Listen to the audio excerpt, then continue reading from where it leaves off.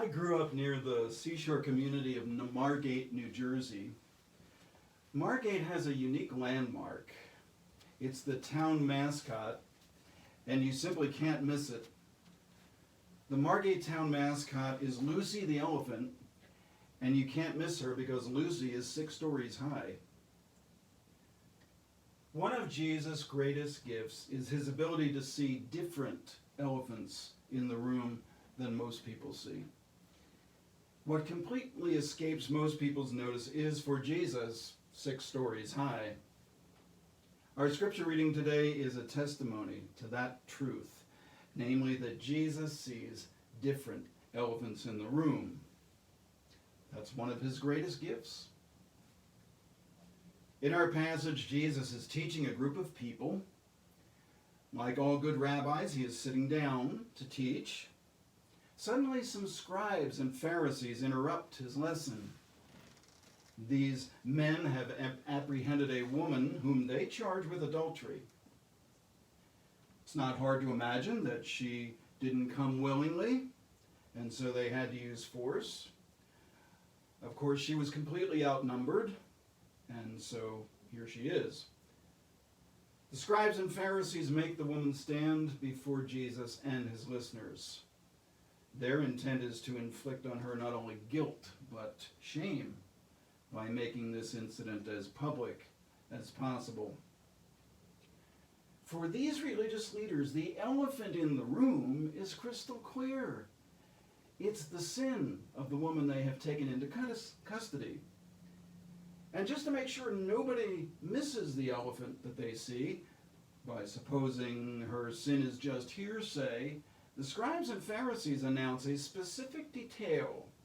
Teacher, this woman was caught in the very act of committing adultery. What did they have, spies? In any event, the case as they see it is a slam dunk. How could Jesus not see the elephant they see? I mean, this woman's sin is 6 stories high. What's fascinating is that even with this evidence and the testimony of the religious leaders and the culprit herself standing right in front of him, Jesus sees a different elephant in the room. The elephant in the room that Jesus sees is the sin of people who prefer to focus on someone else's sin. The sin of people who prefer to focus on someone else's sin. For Jesus, this is what's 6 stories high. What Jesus sees clearly is that the scribes and Pharisees are operating out of a very human strategy of survival.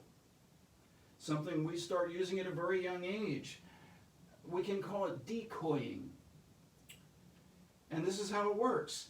If you can draw people's attention to someone else's mistakes or weaknesses, they just might forget to notice yours. That's decoying. You shift people's focus and make somebody else the elephant in the room. It's a well-used strategy, isn't it?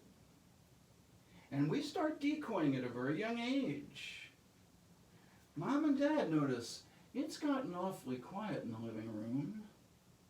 That's where 5-year-old Sarah and 3-year-old Jimmy have discovered that permanent markers work quite well on the walls. Sarah hears Mom and Dad coming. Thinking quickly, she writes her brother's name on the wall, a signature on the graffiti. Mom and Dad enter to find that their living room has become a subway tunnel or a railroad car. They say, "What happened?"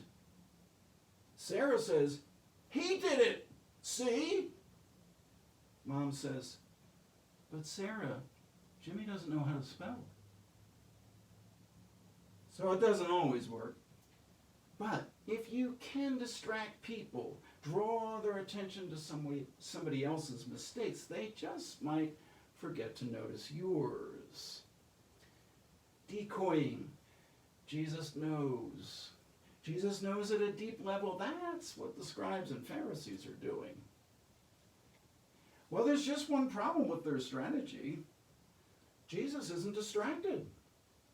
For Jesus, it's the decoying of the scribes and Pharisees that is as big as Lucy. And then Jesus describes for everyone to hear the elephant that he sees. Let the one among you who is without sin be the first one to cast a stone at her. Jesus reverses the decoying. He draws the attention of the scribes and the Pharisees and the others away from the woman and to themselves. And then he stoops down and writes on the ground, which of course has nothing at all to do with writing, but has everything to do with getting out of the way so everybody can take a very good look at the elephant Jesus sees. And it works. Jesus stoops down, gets out of the way, and everybody does start to see the different elephant Jesus sees. And as they keep on looking and the image gets clearer, they can see that it's this elephant that's as big as Lucy. And there's no way they can miss her. Suddenly, everybody can see the different elephant Jesus sees. In fact, it's so big that the scribes and Pharisees completely lose sight of the woman that they brought, the very reason why they're there in the first place. They had her under a microscope, but Jesus hands them a mirror. And now the one and only thing they can see in their line of vision is the different elephant that Jesus is showing them. Well, that changes everything. And when you see an elephant that big and that close up, it's a lot to take in.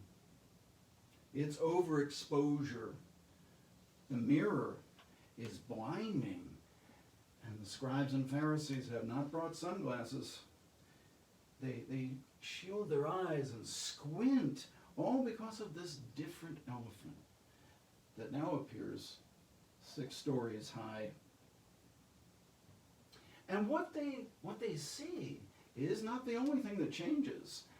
There's something else. The rocks in their hands. When they first picked them up, those rocks, they were quite manageable. Not anymore.